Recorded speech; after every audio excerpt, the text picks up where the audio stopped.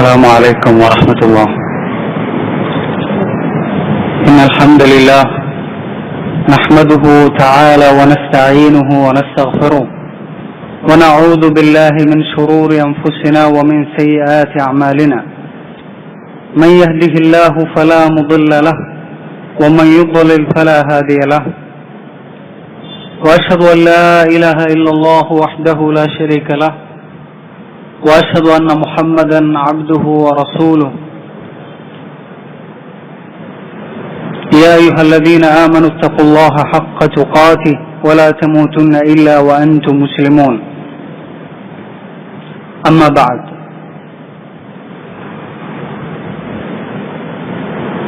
ഉമർ ഇബ്നുൽ Khattab റളിയല്ലാഹു അൻഹുവിനെ സംബന്ധിച്ചാണ് നമ്മൾ സംസാരിക്കുന്നത്. روى الإمام أحمد عن عقبة بن عامر رضي الله عنه قال سمعت رسول الله صلى الله عليه وسلم يقول لو كان بعدي نبي لكان عمر بن الخطاب. عقبة بن عامر رضي الله عنه റിവായത്ത് ചെയ്യുന്ന ഹദീസാണ്. റസൂലുള്ളാഹി സ്വല്ലല്ലാഹു അലൈഹി വസല്ലം പറയുന്നതായിട്ട് ഞാൻ കേട്ടിട്ടുണ്ട്, എനിക്ക് ശേഷം ഒരു നബി ഉണ്ടായിരുന്നെങ്കിൽ, നബി വരുമായിരുന്നെങ്കിൽ അത് ഉമർ ആയിരുന്നേനെ, ഉമർ ഇബ്നുൽ ഖത്താബ് ആയിരുന്നേനെ എന്നാണ് റസൂലുള്ളാഹി സ്വല്ലല്ലാഹു അലൈഹി വസല്ലം പറയുന്നത്. ഈ ഒരു ഹദീസ് ഇമാം ഹാക്കിം സഹീഹാണെന്ന് പറഞ്ഞിട്ടുണ്ട്. അദ്ദേഹത്തിന്റെ അഭിപ്രായത്തെ അംഗീകരിക്കാണ് ഇമാം ദഹബി ചെയ്തിട്ടുള്ളത്. അതുപോലെ തന്നെ ഇമാം തിർമിദി ഹസനാണെന്ന് രേഖപ്പെടുത്തിയിട്ടുണ്ട്. ധാരാളം ഉലമാക്കള് ഈ തരത്തിൽ സ്വീകാര്യയോഗ്യമായ ഹദീസാണെന്ന് പറഞ്ഞിട്ടുള്ള ഹദീസാണത്. ഈ ഒരൊറ്റ ഹദീസ് മാത്രം മതി ഉമർ റളിയല്ലാഹു അൻഹുവിന്റെ ശ്രേഷ്ഠതയെ നമുക്ക് മനസ്സിലാക്കാൻ. ഒരു നബിക്ക് ഉണ്ടാകേണ്ട എല്ലാ യോഗ്യതകളും അദ്ദേഹത്തിൽ ഒത്തുചേർന്നിട്ടുണ്ട് എന്ന് റസൂലുള്ളാഹി സ്വല്ലല്ലാഹു അലൈഹി വസല്ലം അംഗീകരിക്കണം. മാത്രമല്ല അബൂ ഹുറൈറ റളിയല്ലാഹു അൻഹു റിവായത്ത് ചെയ്യുന്ന ഹദീസാണ്, ബുഖാരിയിൽ മുസ്ലിമിലും നമുക്ക് കാണാൻ കഴിയും. قال النبي صلى الله عليه وسلم لقد كان في من كان قبلكم من بني إسرائيل رجال يكلمون من غير أن يكونوا أنبياء فإن يكن من أمتي منهم أحد فعمر. റസൂലുള്ളാഹി സ്വല്ലല്ലാഹു അലൈഹി വസല്ലം പറയുന്നത്, ബനൂ ഇസ്രായേലിയരിൽ ചില ആളുകൾ ഉണ്ടായിരുന്നു, അവർ അമ്പിയാക്കളായിരുന്നില്ല, എന്നിട്ടുകൂടെ അവർക്ക് മറക്ക് കീഴിൽ നിന്ന് മലക്കുകൾ അവരോട് സംസാരിക്കാറുണ്ടായിരുന്നു. എന്റെ ഉമ്മത്തിൽ അങ്ങനെ ആരെങ്കിലും ഉണ്ടെങ്കിൽ അത് ഉമറാണ് എന്നാണ് റസൂലുള്ളാഹി സ്വല്ലല്ലാഹു അലൈഹി വസല്ലം പറയുന്നത്. ഇതെല്ലാം ഉമർ ഇബ്നുൽ ഖത്താബിന്റെ ഉന്നതമായ ദീനുൽ ഇസ്ലാമിലെ സ്ഥാനത്തെയാണ് അറിയിക്കുന്നത്. അദ്ദേഹത്തിന്റെ മുഴുവൻ പേര് ഉമർ ഇബ്നുൽ ഖത്താബ് ഇബ്നു നുഫൈൽ ഇബ്നു അബ്ദുൽ ഉസ്സ അൽ അദവി അൽ ഖുറശി. അദ്ദേഹത്തിന്റെ വംശപരമ്പര ഇബ്നു അദി എന്ന പിതാവിലേക്ക്, അദിയിലേക്ക് എത്തിച്ചേർന്ന സമയത്ത് റസൂലുള്ളാഹി സ്വല്ലല്ലാഹു അലൈഹി വസല്ലമയുടെ വംശപരമ്പരയുമായിട്ട് യോജിക്കുകയാണ് ചെയ്യുന്നത്. അപ്പോൾ അദിയിലേക്ക് ചേർത്തിക്കൊണ്ടാണ് അദ്ദേഹത്തെ ആദവി എന്ന് വിളിക്കുന്നത്. അദ്ദേഹം അൽ ഖുറശി, ഖുറൈശ് ഗോത്രത്തിൽപ്പെട്ട വ്യക്തിയാണ്. ഒരു ഗോത്രം തന്നെ പല വലിയ കുടുംബങ്ങളായി വേർതിരിക്കും. അങ്ങനെയാണ് അദവി എന്നും ഹാഷിമി എന്നും എല്ലാം എന്ത് ചെയ്യുന്നത്, പറയുന്നത്. ഇവരെല്ലാം ഖുറൈശ് ഗോത്രത്തിൽപ്പെട്ട തന്നെ വലിയ കുടുംബങ്ങളാണ്. അദ്ദേഹത്തിന്റെ ഉമ്മ ഹൻതമ ബിൻത് ഹാഷിം അൽ മഖ്സൂമിയ, അദ്ദേഹത്തിന്റെ ഉമ്മയുടെ പേരാണത്. അദ്ദേഹത്തിന് അബൂ ഹഫ്സ എന്നാണ് കുനിയത്ത് ഉണ്ടായിരുന്നത്. സ്വന്തം മകനെ തന്നിലേക്ക് ചേർത്ത് വിളിക്കുന്ന പേരാണ് അബു ഹഫ്സ്. അങ്ങനെ ഒരു ആചാരം അറബികൾക്കിടയിൽ ഉണ്ടായിരുന്നു. പിന്നീട് റസൂലുള്ളാഹി സ്വല്ലല്ലാഹു അലൈഹി വസല്ലം അത് സുന്നത്താക്കുകയും ചെയ്തിട്ടുണ്ട്. നമ്മുടെ മക്കളിൽ ഒരാളെ നമ്മൾ ചേർത്ത് വിളിക്കുക, അബു അബ്ദില്ല, അബ്ദുള്ളയുടെ ഉപ്പ, അതല്ലെങ്കിൽ അബു മുഹമ്മദ്, മുഹമ്മദിന്റെ ഉപ്പ, ഈ തരത്തിൽ വിളിക്കുന്നത് അറബികൾക്കിടയിൽ വളരെ പ്രചാരത്തിലുള്ള കാര്യമായിരുന്നു. റസൂലുള്ളാഹി സ്വല്ലല്ലാഹു അലൈഹി വസല്ലം സുന്നത്താക്കുകയും ചെയ്തിട്ടുണ്ട്.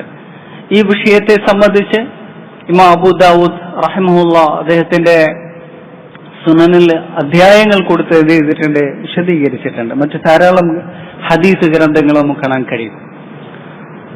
ഉമർ റളിയല്ലാഹു അൻഹുവിന് അബൂ ഹഫ്സ് എന്ന കുനിയത്ത് വരാനുള്ള പശ്ചാത്തലത്തെ സംബന്ധിച്ച് ഒരുപാട് റിവായത്തുകളും ഖിസ്സകളും വന്നിട്ടുണ്ട്. അതെല്ലാം അറിയിക്കുന്നത് റസൂലുള്ളാഹി സ്വല്ലല്ലാഹു അലൈഹി വസല്ലമയാണ് അദ്ദേഹത്തെ അങ്ങനെ കുനിയത്ത് വിളിച്ചിട്ടുള്ളത് എന്ന് പറഞ്ഞാൽ അബു ഹഫ്സിന്റെ ഉപ്പ എന്ന് വിളിച്ചിട്ടുള്ളത്. അദ്ദേഹം അറിയപ്പെടുന്ന അദ്ദേഹത്തിന്റെ ലഖബ് ഒരു സ്ഥാനപ്പേരായിട്ട് അല്ലെങ്കിൽ അദ്ദേഹത്തിന്റെ എപ്പോഴും വിശേഷിപ്പിക്കുന്നതായിട്ട് റസൂലുള്ളാഹി സ്വല്ലല്ലാഹു അലൈഹി വസല്ലമയും സഹാബത്തും വിശേഷിപ്പിച്ചിട്ടുണ്ടായിരുന്നത് അൽ ഫാറൂഖ് എന്നാണ്. നമുക്ക് എല്ലാവർക്കും അറിയാം. ഫാറൂഖ് എന്ന അദ്ദേഹത്തിന് വിശേഷണം വരാനുള്ള കാരണം ഇമാം സുഹരി പറഞ്ഞതായിട്ട് സഹീൽ ബുഖാരിയിൽ താലീഖായി വന്നിട്ടുണ്ട്. അഹ്ലുൽ കിതാബാണ്, ജൂത ക്രിസ്ത്യാനികളാണ് ഉമർ ഇബ്നുൽ ഖത്താബ് റളിയല്ലാഹു അൻഹുവിനെ ഫാറൂഖ് എന്ന് വിശേഷിപ്പിച്ചിട്ടുള്ളത്. പിന്നീട് മുഴുവൻ മുസ്ലിമീങ്ങളും അങ്ങനെ വിശേഷിപ്പിക്കാൻ തുടങ്ങി. കാരണം റസൂലുള്ളാഹി സ്വല്ലല്ലാഹു അലൈഹി വസല്ലമയുടെ ഹദീസിൽ വന്നതാണ്, ഇന്നല്ലാഹ യജ്രിൽ ഹഖ്ഖ അലാ ലിസാനി ഉമർ. അല്ലാഹു സുബ്ഹാനഹു വ തആല ഉമർ റളിയല്ലാഹു അൻഹുവിന്റെ നാവിലൂടെ സത്യത്തെ ഒഴുക്കുകയാണ് ചെയ്യുന്നത്. അദ്ദേഹത്തിന്റെ നാവിലൂടെ വരുന്നതെല്ലാം ഏറ്റവും സത്യമായിട്ടുള്ള കാര്യങ്ങളാണ്. മാത്രമല്ല ധാരാളം ഹദീസുകളിൽ വന്നിട്ടുള്ള കാര്യമാണത്. വാഫഖനി ഫി റബ്ബി സലാസ് അല്ലെങ്കിൽ ഫി അർബ, എന്റെ റബ്ബ് എന്നോട് 3 കാര്യത്തിൽ യോജിച്ചിട്ടുണ്ട്, 4 കാര്യത്തിൽ യോജിച്ചിട്ടുണ്ട് എന്ന് പറഞ്ഞാൽ ഉമർ റളിയല്ലാഹു അൻഹു ഒരു കാര്യം പറഞ്ഞു കഴിഞ്ഞാൽ അതിനെ സത്യപ്പെടുത്തിക്കൊണ്ട് അതേ പദത്തെയോ ആശയത്തെയോ അറിയിക്കുന്ന ആയത്തുകൾ അവതരിക്കുക എന്നുള്ളത്. ഇമാം സുയൂത്തി റഹിമഹുല്ലാഹ് അദ്ദേഹത്തിന് ആ വിഷയത്തിൽ ഗ്രന്ഥം എഴുതിയിട്ടുണ്ട്. അതുപോലെ തന്നെ ധാരാളം ഉലമാക്കൾ ആ വിഷയത്തിൽ ഗ്രന്ഥം എഴുതിയിട്ടുണ്ട്. മുവാഫഖാതു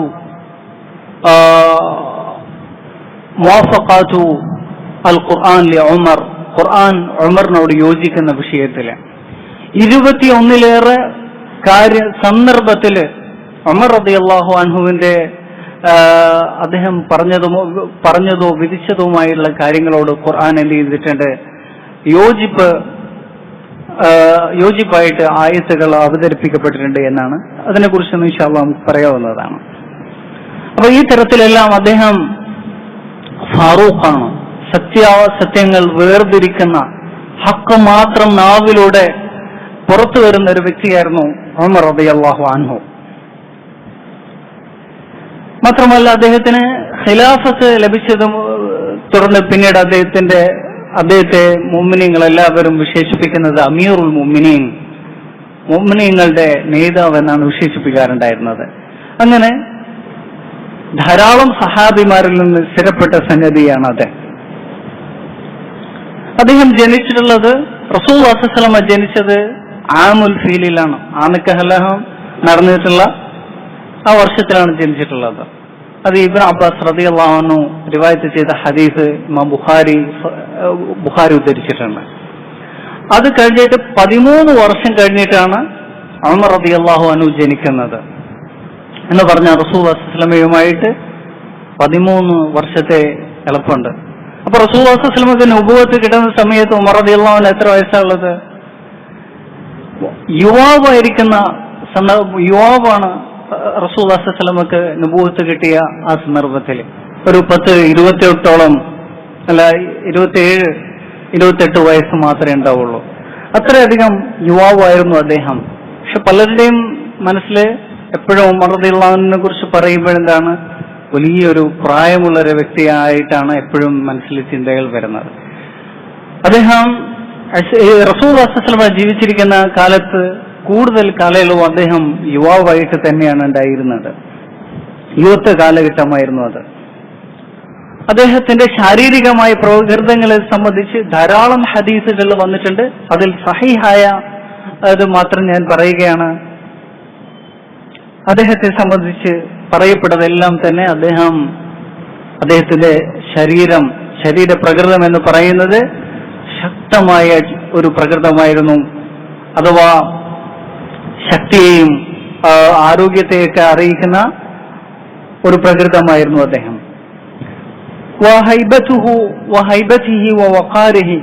ഗാംഭീര്യവും അതുപോലെ തന്നെ ആരും ബഹുമാനിച്ചു പോകുന്ന ഒരു ശരീരപ്രകൃതമായിരുന്നു അദ്ദേഹത്തിൻ്റെത്. അതുപോലെ മാത്രമല്ല അദ്ദേഹം നല്ല വെളുത്ത വ്യക്തിയായിരുന്നു. അദ്ദേഹത്തിന്റെ നിറം നല്ല തൂവെള്ള നിറമായിരുന്നു എന്നും വന്നിട്ടുണ്ട്. പിന്നീട് അദ്ദേഹം ഖിലാഫത്ത് ലഭിച്ചതിന് ശേഷം അദ്ദേഹം പിന്നീട് കറുത്തുപോയ അവസ്ഥ വന്നിട്ടുണ്ട്. പ്രത്യേകിച്ച് ആമുർ റമാദ, പട്ടിണിയുടെയും ശക്തമായ പട്ടിണിയും ക്ഷാമ കാലഘട്ടം ഉമർ റളിയല്ലാഹുവിന്റെ ഖിലാഫത്തിന്റെ അവസരത്തിൽ വന്നിട്ടുണ്ട്. ആ സമയത്ത് അദ്ദേഹത്തിന്റെ ശരീരം മൊത്തം നിറം മാറുന്ന അവസ്ഥ വന്നു. മുസ്ലിമീങ്ങൾക്ക് ബാധിച്ചിട്ടുള്ള ദുരിതത്തിൽ അദ്ദേഹം അനുഭവിച്ച പ്രയാസങ്ങൾ കാരണത്താലെ. മാത്രമല്ല അദ്ദേഹത്തിന് കഷണ്ടി ഉണ്ടായിരുന്നു. വലിയ നല്ല ഹൈറ്റുള്ള വ്യക്തിയായിരുന്നു. ബഹ്മൽ ജിസ്ം, വലിയ ശരീരമായിരുന്നു. ബഈദുൻ മാ ബൈനൽ മൻകിബൈനി, അദ്ദേഹത്തിന്റെ തോളുകൾ രണ്ടും വളരെ വീതിയുള്ള തോളുകളായിരുന്നു. തോളുകൾക്കിടയിൽ നല്ല വീതി ഉണ്ടായിരുന്നു. വകാന ജൗഹരിയ സൗത്ത്, നല്ല ഘനമുള്ള ശബ്ദം, പൗരുഷത്തെ അറിയിക്കുന്ന ശബ്ദമുള്ള വ്യക്തിയായിരുന്നു എന്നും. അദ്ദേഹത്തിന് വലിയ മീശ ഉണ്ടായിരുന്നു. മീശ റസൂൽ സല്ലല്ലാഹു അലൈഹി വസല്ലമയുടെ സുന്നത്തായി വന്നിട്ടുള്ളത് മീശ ചെറുതാക്കാൻ കൽപ്പന വന്നിട്ടുണ്ട്. അത് ഈ ചുണ്ടിന്റെ താഴെ നിൽക്കുന്ന ഭാഗങ്ങൾ മുറിക്കുക എന്നുള്ളതാണ് അതിന്റെ വിശദീകരണമായിട്ട് സഹാബത്തിൽ ഭൂരിഭാഗം ആളുകൾ മനസ്സിലാക്കിയിട്ടുള്ളത്. എന്നാൽ രണ്ട് സൈഡിലേക്കും അവരെന്ത് ചെയ്യാറുണ്ടായിരുന്നു? അവർക്ക് നീളമുണ്ടായിരുന്നു.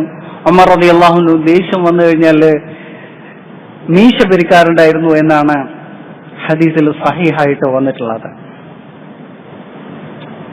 അതുപോലെ തന്നെ വകാന അഅ്സറ യസറൻ, രണ്ട് കൈകൾ കൊണ്ട് ഒരുപോലെ പണിയെടുക്കുന്ന ആളായിരുന്നു.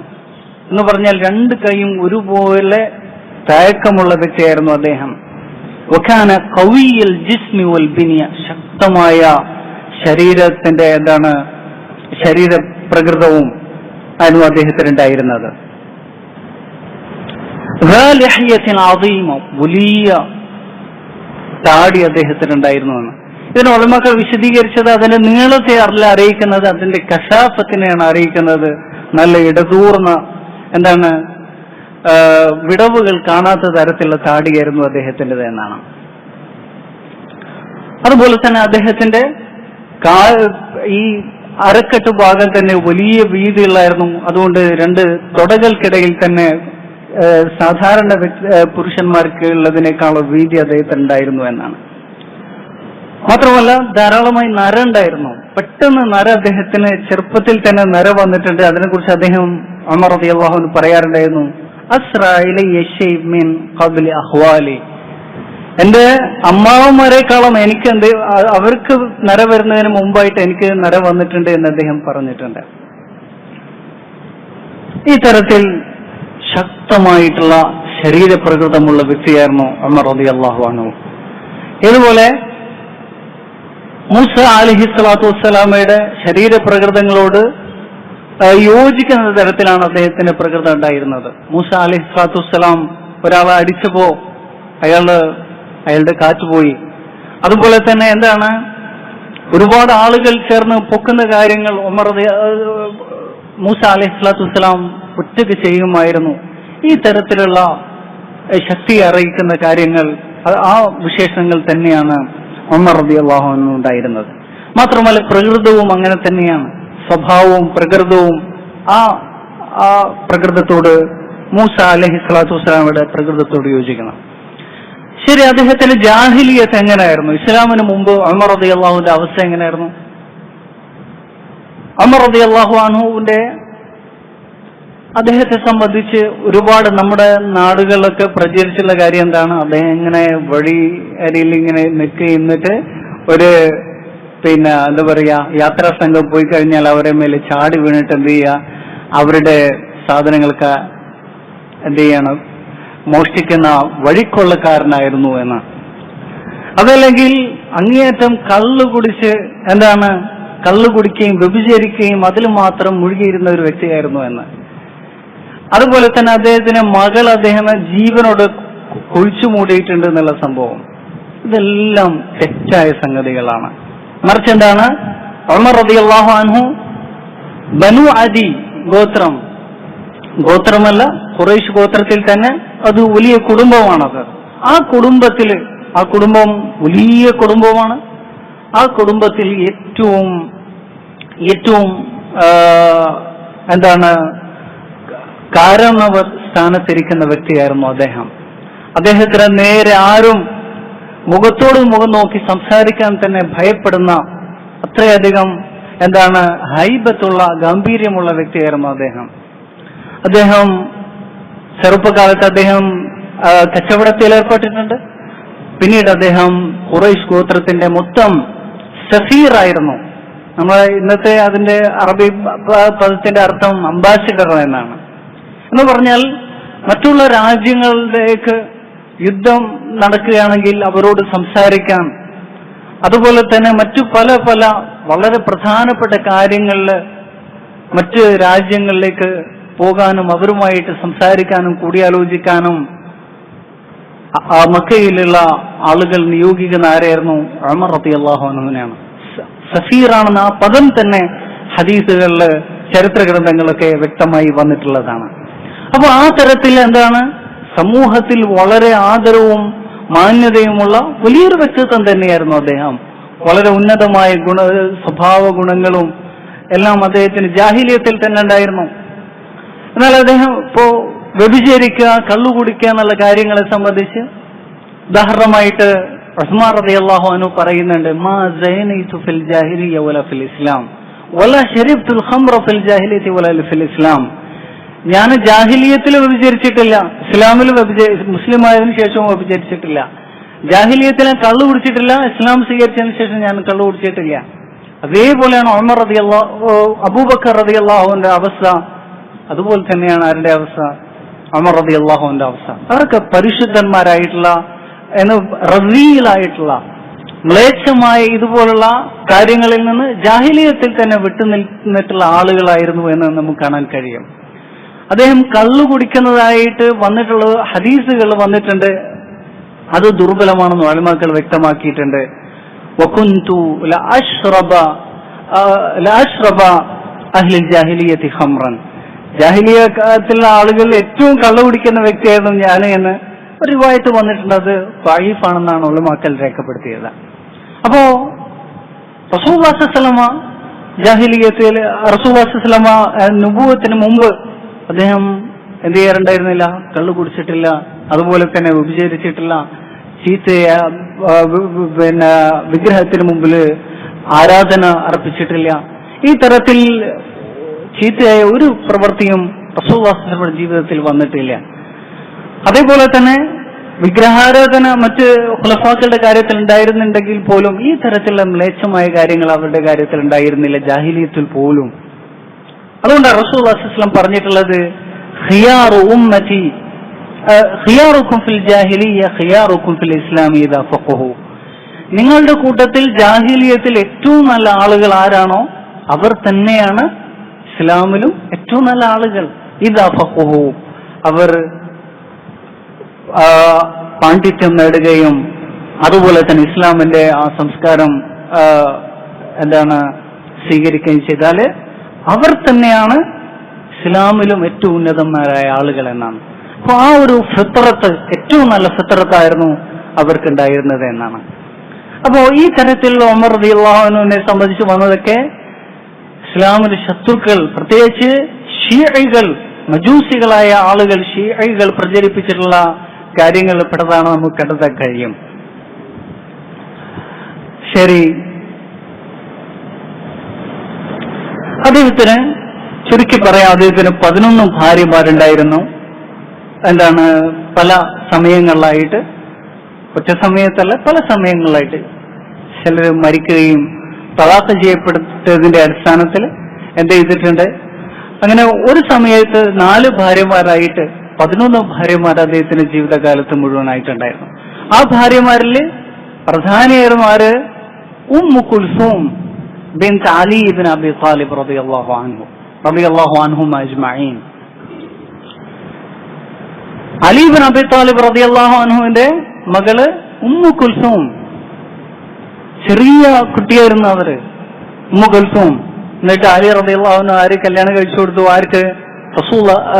ഉമർ റളിയല്ലാഹു അൻഹുവിന് കല്യാണം കഴിച്ചു കൊടുത്തു. എന്തിനാണ്? അദ്ദേഹത്തിന് ആഗ്രഹം ഉണ്ടായിരുന്നു റസൂലുള്ളാഹി സ്വല്ലല്ലാഹു അലൈഹി വസല്ലമയുമായിട്ട് ഒരു കുടുംബ ബന്ധവും ഒരു വംശപരമ്പരയും നിലനിൽക്കണമെന്ന്. അത് അദ്ദേഹം പറഞ്ഞതായിട്ട് നമുക്ക് ഹദീസുകൾ കാണാൻ കഴിയും. അതിന്റെ അടിസ്ഥാനത്തിൽ അലി ഇബ്നു അബി ത്വാലിബ് റളിയല്ലാഹു അൻഹു ഉമ്മു കുൽസൂമിന് കല്യാണം കഴിച്ചു കൊടുത്തു. ഇത് എന്തിനുള്ള ഏറ്റവും വലിയ തെളിവാണ്? ഷിയകൾക്കുള്ള ഏറ്റവും വലിയ അവർക്കുള്ള റദ്ദാണത്. കാരണം അവര് അലി ഇബ്നു അബി ത്വാലിബ് റളിയല്ലാഹു അൻഹുവിനെ അദ്ദേഹത്തിന്റെ സ്ഥാനത്തേക്കാൾ ഉന്നതമായ സ്ഥാനത്തേക്ക് അദ്ദേഹത്തെ ഉയർത്തുന്നു, അദ്ദേഹത്തിന് അർഹിക്കാത്ത സ്ഥാനത്തേക്ക് വരെ. അതേ അവസരത്തിൽ അവര് അബൂബക്കർ റളിയല്ലാഹു അൻഹുവും ഉമർ റളിയല്ലാഹു അൻഹു കാഫിറുകളാണെന്നാണ് അവർ വാദിക്കുന്നത്, അല്ലേ? മാത്രമല്ല അവരെ ലാനത്ത് ചെയ്യുകയും, മാത്രമല്ല ഒരുപാട് കാര്യങ്ങൾ അതിനെക്കുറിച്ച് ചില കാര്യങ്ങൾ നമുക്ക് പറയാവുന്നതാണ്. അപ്പോ നമ്മൾ മനസ്സിലാക്കേണ്ടതാണ്, ഉമർ റളിയല്ലാഹു അൻഹുവിന് ഖിലാഫത്ത് ലഭിച്ച സമയത്ത് ആ ഖിലാഫത്തിൽ ആര് ബൈഅത്ത് ചെയ്തിട്ടുണ്ട്? അലി ഇബ്നു അബി ത്വാലിബ് റളിയല്ലാഹു അൻഹു ബൈഅത്ത് ചെയ്തിട്ടുണ്ട്. അദ്ദേഹത്തിന്റെ ഖിലാഫത്തിനെ അംഗീകരിക്കുകയാണ് ചെയ്തത്. ഷിയകൾ പറയുന്നതോ അലി റളിയല്ലാഹു അൻഹു കിട്ടേണ്ട ഖിലാഫത്ത് ആര് അടിച്ചു മാറ്റിയതാണ്? അബൂബക്കർ റളിയല്ലാഹു അൻഹു ഉമർ റളിയല്ലാഹു അൻഹു അടിച്ചു മാറ്റിയതാണെന്ന്.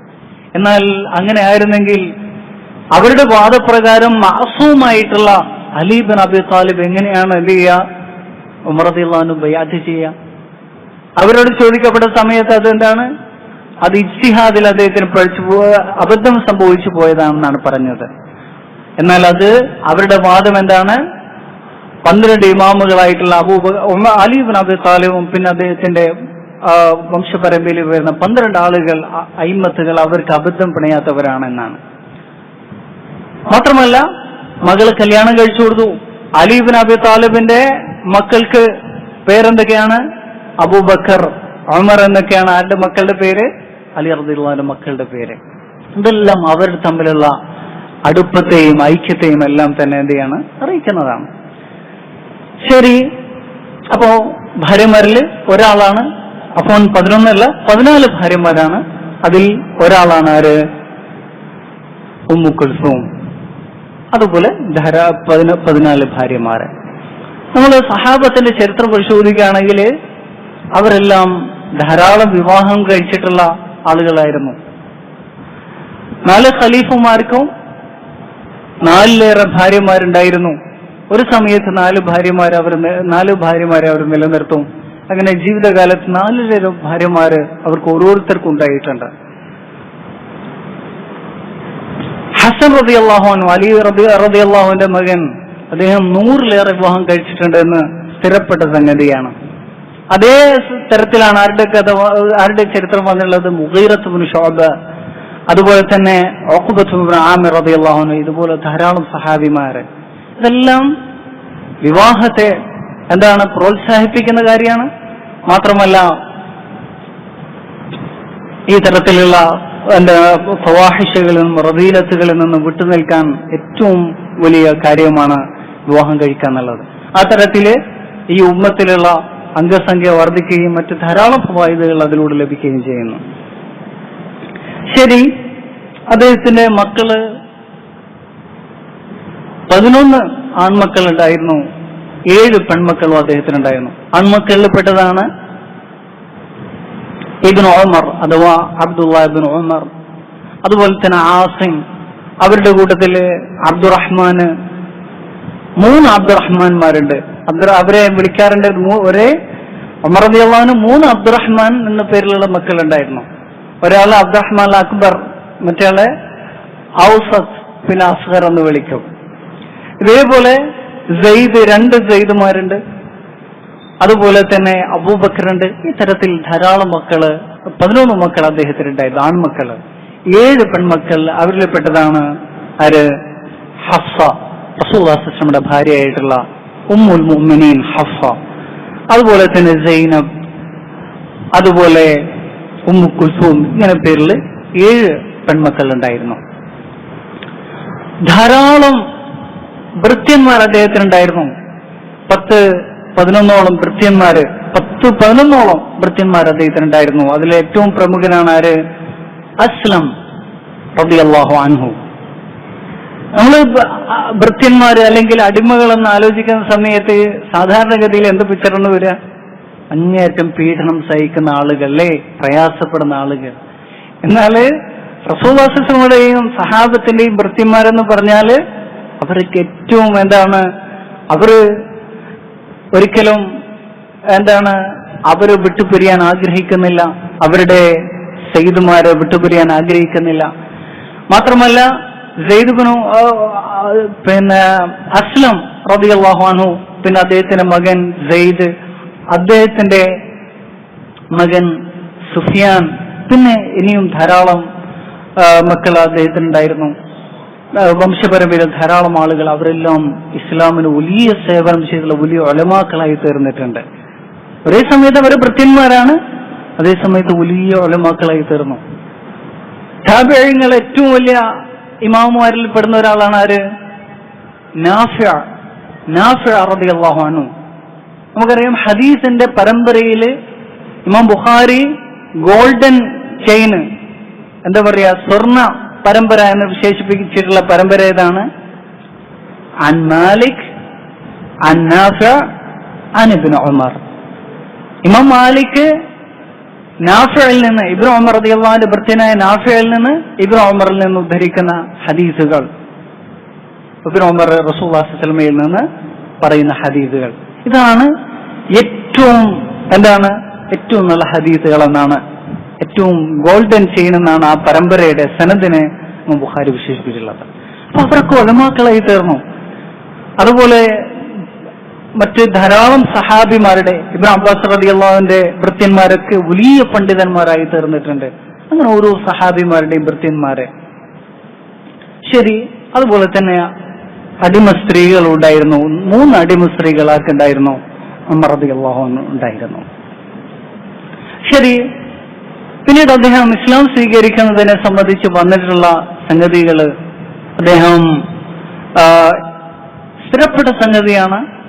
ഹംസ റളിയല്ലാഹു അൻഹു, ഹംസ ഇബ്നു അബ്ദുൽ മുത്തലിബ് റളിയല്ലാഹു അൻഹു ഇസ്ലാം സ്വീകരിച്ചതിന്റെ 3 ദിവസം കഴിഞ്ഞിട്ടാണ് ഉമർ റളിയല്ലാഹു അൻഹു ഇസ്ലാം സ്വീകരിക്കുന്നത്. പക്ഷെ എങ്ങനെയാണ് ഇസ്ലാം സ്വീകരിക്കുന്നത് എന്നുള്ള കാര്യത്തിൽ ധാരാളം കഥകൾ വന്നിട്ടുണ്ട്.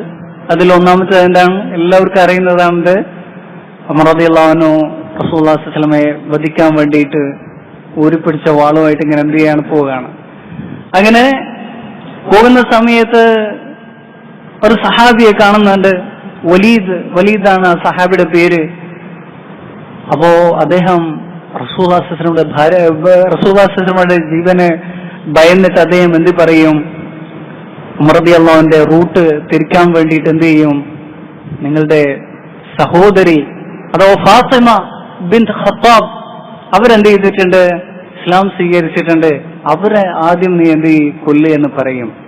അപ്പൊ എന്ത് ചെയ്യും? നേരെ ഉമർ റളിയല്ലാഹു അൻഹു ഫാത്തിമയുടെ വീട്ടിലേക്ക് പോകും. ഫാത്തിമയും അവിടെ സെയ്ദ് ബിനു ഹാരിസ് റളിയല്ലാഹു അൻഹു ഉണ്ടാകും. സെയ്ദ് ബിനു ഹാരിസ് റളിയല്ലാഹു അൻഹു ആണെന്ന് തോന്നുന്നു. അതുപോലെ തന്നെ ഖബ്ബാബ് ബിൻ അർത്ത് റളിയല്ലാഹു അൻഹു ഉണ്ടാകും. അവിടെ വെച്ച് ഉമർ റളിയല്ലാഹു അൻഹു അവരെ രണ്ടുപേരെയും തല്ലുകയും, ഖബ്ബാബ് റളിയല്ലാഹു അൻഹു ഭൃത്യനാണ്, അദ്ദേഹം എന്ത് ചെയ്യാണ്? മറക്കുകയും ഒളിക്കുകയും ചെയ്യുന്ന സന്ദർഭം. പിന്നെ ഉമർ റളിയല്ലാഹു അൻഹു ശക്തമായിട്ട് അവരെന്ത് ചെയ്യാണ്, പിടിച്ചു നിൽക്കാന്ന്, മുഖത്തോട് മുഖം നോക്കി സംസാരിക്കാണ്. ഉമർ റളിയല്ലാഹു അൻഹുവിന്റെ ജീവിതത്തിൽ അങ്ങനെ ആരും ചെയ്തിട്ടില്ല. ഉമർ റളിയല്ലാഹു അൻഹു മുഖത്തോട് നോക്കി ആരും സംസാരിച്ചിട്ടില്ല. ഇബ്നു അബ്ബാസ് റളിയല്ലാഹു അൻഹു പറയുന്നുണ്ട്, ഉമർ റളിയല്ലാഹു അൻഹു ഇസ്ലാം സ്വീകരിച്ച ശേഷം അദ്ദേഹത്തിന് ഇബ്നു അബ്ബാസ് റളിയല്ലാഹു അൻഹു ഉമറിനോട് ഒരു കാര്യം ചോദിക്കാനുണ്ട്. പക്ഷെ ഉമറിന്റെ അടുത്ത് പോകും പേടിയാകും. അങ്ങനെ 2 വർഷം എടുത്തു ആ കാര്യം എന്ത് ചെയ്യാന്, ചോദിക്കാൻ വേണ്ടിയിട്ട്. 2 വർഷം എടുത്തു. ഒരുപാട് തവണ ശ്രമിച്ചു. പക്ഷേ പേടിച്ചിട്ട് അദ്ദേഹത്തിന്റെ ഗാംഭീര്യം, ആ ബഹുമാനവും ആദരവും മൂലം, ആ ഭയം കാരണത്താൽ അദ്ദേഹം 2 വർഷം എടുത്തു എന്നാണ് പറയുന്നത്. സഹിയായി വന്ന സംഗതിയാണ് അത്. അപ്പോ അവരുടെ ആ സംസാരമൊക്കെ എടുത്ത് അത്ഭുതപ്പെട്ടു, ഇവർക്ക് എന്തോ ഹക്ക് കിട്ടിയിട്ടുണ്ട് എന്നുള്ളത്.